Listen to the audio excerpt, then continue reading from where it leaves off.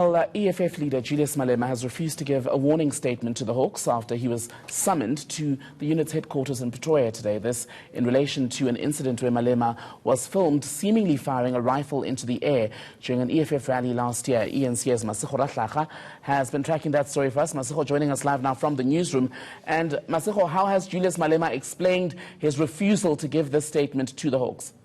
Well, Tembegile, Julius Malema actually telling us today that he met with the Hawks with the intention to follow the law, as he put it. He said although he respects the law as a South African citizen, he refused to take a sworn statement because he found that they were being mischievous. That's the Hawks, according to him. He says the 5 charges that they've leveled against him he doesn't agree with. When we asked him what those 5 charges are, he said he doesn't understand the legal jargon that was in those papers, but basically saying, both the Hawks and the NPA are afraid to put AfriForum in its place and therefore are using him as a scapegoat to get the country to concentrate on other things instead of the issues that really face the country. But let's listen to the man himself.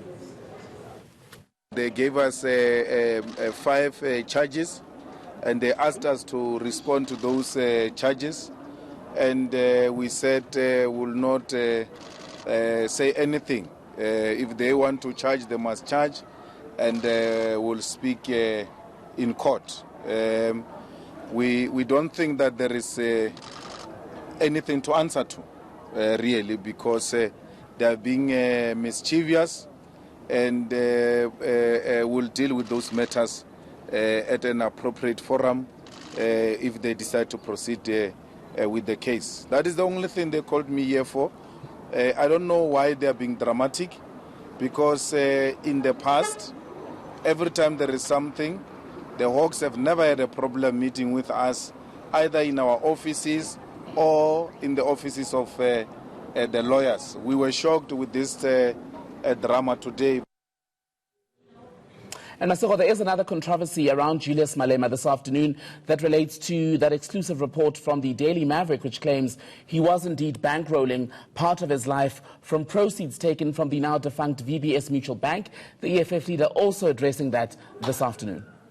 Well, from the 16 million rand that was looted from VBS, in that article by the Daily Maverick yesterday, Tembegile said that 5.2 million was actually used to fund Julius Malema's lifestyle, things like Louis Vuitton suits and shoes, Gucci suits and shoes. But he said, that's a lie, because first of all, he was already wearing those expensive brands from the time that he left the ANC to get into the EFF. He also actually accused Paulie van Wyk of not being a good journalist, and rather he'll actually deal with her as a politician. He says she has something against him that she's going on and on about, and that he won't take any attention to her.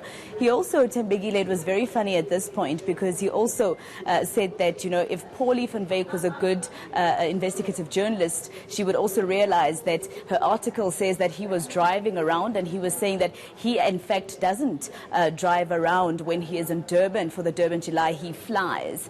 He also said that he won't take action against the publication or Paulie van Wyk herself, because he says that he doesn't want to give her the excuse of writing more articles about him and saying that that legal battle was funded by VBS money. He says, actually, you know what, I'll deal with her as a politician and not a journalist. That was what the CIC said to us today.